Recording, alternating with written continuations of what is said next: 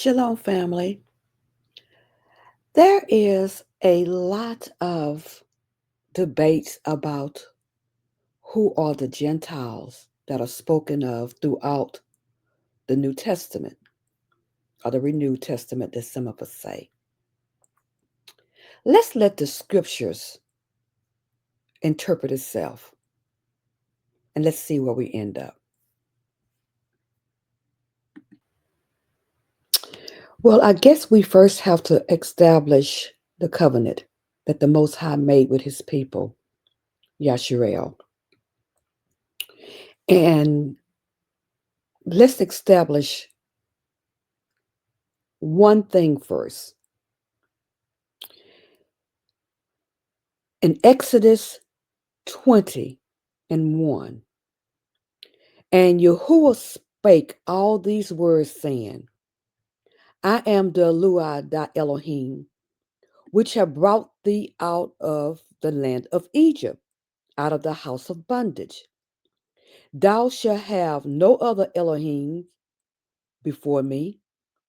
Thou shalt not make unto thee any graven image, or any likeness of anything that is in the Shemayim above, or that is in the earth beneath, or that is in the water under the earth. That was the very first commandment. Once that one is broke, the other nine are just irrelevant. Can't get that word out. Okay, let's get a second witness. This is Deuteronomy chapter 5. And Moses, called all of Yasharel and said to them, Hear, O Yasharel, the laws and right rulings which I speak in your hearing today, and you shall learn them and guard to do them. Yahuwah, our Elohim, made a covenant with us in Horeb. Yahuwah did not make this covenant with our fathers, but with us, those who are here today, all of us who are alive. Yahuwah spoke with you face to face on the mountain from the midst of the fire. I stood between Yahuwah and you at that time to declare to you the word of Yahuwah. For you were afraid because of the fire, and you did not go up the mountain, saying, I am Yahuwah, your Elohim, who brought you out of the land of Mizraim, out of the house of bondage. You have no other Elohims against my face. You do not make for yourself a carved image, any likeness of which is in the Shemayim above, or which is in the earth beneath, or which is in the waters under the earth. You do not bow down to them, nor serve them. For I, Yahuwah, your Elohim, am a jealous Elohim, visiting the wickedness of the fathers upon the children to the third and fourth generations of those who hate me, but showing kindness to thousands, to those who love me and guard my commands. You do not bring the name of Yahuwah your Elohim to nothing, for Yahuwah does not leave him unpunished who brings his name to nothing. Okay, let's get a third witness. It says, out of the mouths of two or three witnesses, let every word be established. Let's go to Matthew 22, verses verses 36. Matthew 22, verse 36. And it says, Teacher, which is the great commandment in the Torah? And Yahushua said to them, You shall love Yahuwah, your Elohim, with all your heart, and with all your being, and with all your mind. This is the first and great commandment. And then he added, and the second is like it. You shall love your neighbor as yourself. He said, On these two commandments hang all the Torah and the prophets. Okay, now we have established three witnesses. which is the Most High commanded us that we are to have no other Elohims before him. We establish it by 3 witnesses in the scriptures. Now, let's go back in the Torah and see if what happened. What happened? Okay, now we have established the covenant on the first commandment. And now let's go to 1 Kings 11. And King Solomon loved many foreign women in addition to the daughter of Pharaoh, the Moabite, Ammonite, Edomite, Thessalian, and the Hittite women, from the nations of whom Yahuwah has said to the children of Yasharel, you do not go into them. That's what Yahuwah has said. And they do not go into you. For they shall certainly turn away your hearts after their gods. Solomon clung to these in love anyway. And he had 700 wives, princesses, and 300 concubines. And his wives turned away his heart. And it came to be when Solomon was old and his wives turned away his heart after other gods, and his heart was not perfect with Yahuwah, his Elohim, as was the heart of his father David. And Solomon went after Ashtoreth, the god of the Thessalians, and after Mecom, the abomination of the Amorites. Thus Solomon did evil in the eyes of Yahuwah, and did not follow Yahuwah completely, like his father David. Then Solomon built a high place for Chemosh, the abomination of Moab, on the hill that is east of Jerusalem, and for Molech, the abomination of the children of Ammon. And so he did for all his foreign wives, who burnt incense and slaughtered to their mighty ones. Therefore, Yahuwah was enraged with Solomon, because his heart had turned away from Yahuwah Elohim of Yasharel, who had appeared to him twice, and had commanded him concerning his word not to go after other gods. But he did not guard what Yahuwah had commanded. And Yahuwah said to Solomon, because you have done this, and have not guarded my covenant and my laws, which I have commanded you, I shall certainly turn the rain away from you and give it to your servant. Only I do not do it in your days for the sake of your father David. Out of the hand of your son I shall tear it, though.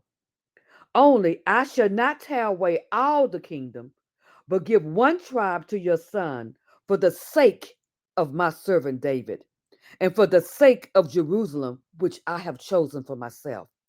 And Yahuwah raised up an adversary against Solomon, Hadad the Edomite, who was of the seed of the kingdom in Edom. And it came to be when David was in Elohim, and Joab, the commander of the army, had gone up to bury the slain after he had smitten every male of Edom. Joab, he remained there with all of Yasharel for 6 months, until every male in Edom was cut off. That Adad, he fled to go to Mizraim, to Egypt, he and certain Edomites of his father's servants with him, while Hadad was still a little child. And they arose from Midian and came to Paran, and took men with them from Paran, and came to Mizraim, to Pharaoh, king of Mizraim, who gave him a house and ordered food for him and gave him land. So the king of Pharaoh took care of him. And Hadad found much favor in the eyes of Pharaoh, so that he gave him as a wife the sister of his own wife, the sister of Queen Tapenes. And the sister of Tapenes bore him Genubat, his son, who Tapenes weaned in Pharaoh's house. And Gidabad was in the house of Pharaoh among the sons of Pharaoh. And Hadad, he heard in Mizraim that David had died and slept with his fathers, and that Joab, the commander of the army, was dead too. And Hadad said to Pharaoh, "Let me go to my land now."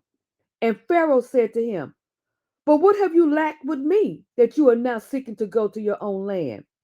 And he answered, "No, but please let me go." And Elohim raised up another adversary against him, Rezon, son of Eliada, who had fled from his master Hadadezer, king of Tezabah. I'm butchering these names, I know, family. And when David slew them, he gathered men to him and became commander over a raiding band.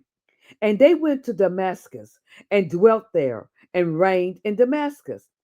And he was an adversary of Yasharel all the days of Solomon, besides the trouble that Hadad had caused. And he was hostile to Yasharel and reigned over Aram. And a servant of Solomon, Jeroboam, son of Nebat, an Ephraimite from Siradah, whose mother's arm was Seruah, a widow, also lifted up a hand against the king. And this is what caused him to lift up a hand against the king. Solomon had built Milo, repairing the breaks in the city of David his father. And the man Jeroboam was a brave man. And Solomon, seeing that the young man was doing his work well, made him the officer over all the compulsory labor of the house of Joseph. And it came to be at that time, when Jeroboam went out of Jerusalem, that the prophet Ahiah the Shilonite met him on the way. And he was wearing a new garment, and the two were alone in the field. And the prophet Adiah took hold of the new garment that was on him and tore it up into 12 pieces and said to Jeroboam, "Take for yourself 10 pieces. For thus said Yahuwah, the Elohim of Yasharel, see, I am tearing the kingdom out of the hand of Solomon and shall give 10 tribes to you. But he shall have one tribe for the sake of my servant David, and for the sake of Jerusalem, the city which I have chosen out of all the tribes of Yasharel, because they have forsaken me and bowed themselves to Ashtoreth, the god, the mighty one, the god of the Tizonium, to Chemosh, the god of the Moabites, and to Macham, the god of the children of Ammon, and have not walked in my ways to do what is right in my eyes, and my laws and my right rulings, as did his father David. But I do not take all the kingdom out of his hand, because I have made him ruler all the days of his life for the sake of my servant David," because he promised David that, "whom I chose because he guarded my commands and my laws. And I shall take the kingdom out of his son's hand and give it to you, the 10 tribes. And to his son I give one tribe, so that my servant David, shall always have a lamp before me in Jerusalem, the city which I have chosen for myself, to put my name there. So I take you, and you shall reign over all that your being desires, and you shall be king over Yasharel. And it shall be, if you obey all that I command you, and shall walk in my ways, and do what is right in my eyes, to guard my laws and my commands, as my servant David did, then I shall be with you and build for you a steadfast house, as I built for David, and shall give Yasharel to you. And because of this, I humbled the seed of David, but not forever. And Solomon sought to kill Jeroboam. But Jeroboam rose up and fled to Egypt, to Mizraim, to Shishak, king of Mizraim, and was in Mizraim until the death of Solomon. And the rest of the acts of Solomon, all that he did, and his wisdom, are they not written in the book of the acts of Solomon, and the days that Solomon reigned in Jerusalem over all Yasharel was 40 years. And Solomon slept with his fathers and was buried in the city of David, his father. And Rehoboam, his son, reigned in his place. Okay, okay, family. Okay. Solomon had died, and Jeroboam had came back. Okay, and the kingdom, the 10 tribes was given to him. This now how the kingdom was separated. Let me go on. Now I'm in 1 Kings chapter 12. And Rehoboam went to Shechem, for all of Yasharel had gone to Shechem to appoint him to reign. And it came to be when Jeroboam, son of Nebat, heard this, he was still in Mizraim, for he had fled from the presence of King Solomon and had been in Mizraim and had been dwelling in Mizraim. Rehoboam, not Jeroboam. I said Jeroboam before, my mistake. But Rehoboam. And they sent and called him, and Jeroboam and all the assembly of Yasharel came and spoke to Rehoboam, saying, your father made our yoke hard, talking about Solomon, and now lighten the hard service of your father and his heavy yoke, which he put on us. Then we serve you. And he said to them, go away for 3 days and come back to me. And the people went. Then King Rehoboam, he consulted the elders who stood before his father Solomon while he still lived. And he said, what do you advise me to answer these people? And they spoke to him, the elders did, saying, if you are a servant to these people today, and shall serve them, and shall answer them, and speak good words to them, then they shall be your servant all the days. But he ignored the advice the elders gave him, and instead he consulted the young men who had grown up with him, who stood before him. And he said to them, what advice do you give? How should we answer this people who have spoken to me, saying, lighten the yoke which your father put on us? And the young men who had grown up with him spoke to him, saying, say this to the people who have spoken to you, saying, your father made our yoke heavy, but you made it lighter on us. Say this to them, my little finger is thicker than my father's waist. And now my father laid a heavy yoke on you, but I add to your yoke. My father flogged you with whips, but I flog you with scourges. So Jeroboam and all the people came to Rehoboam the third day as the king had spoken. He told him to come back in 3 days, I give you an answer, saying, come back to me the third day. But the king answered the people harshly and ignored the advice which the elders had given him. And he spoke to them according to the advice of the young men, saying, my father made your yoke heavy, but I add to your yoke. My father flogged you with whips, but I flog you with scourges.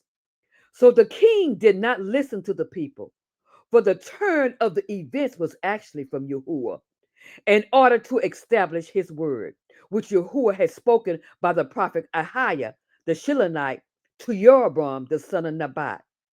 And all of Yasharel saw that the king did not listen to them.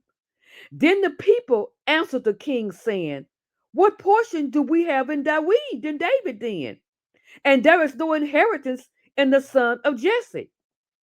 To your tents, O Yasharel. Now see to your own house, O David. So Yasharel went to their tents. But as for the children of Yasharel who dwelled in the cities of Judah, Rehoboam, which was reigned over them, which was the son of Solomon. And when King Rehoboam sent Adoram, who was over the compulsory labor, all Yasharel stoned him with stones, and he died. And King Rehoboam, he hastily mounted his chariot to flee to Jerusalem. Thus Yasharel, they revolted against the house of David to this day. And it came to be when all of Yasharel heard that Jeroboam had come back, they sent for him and called him to the congregation and appointed him to be king over all of Yasharel, just like the Most High had already had prophesied. There was none who followed the house of David except the tribe of Judah only.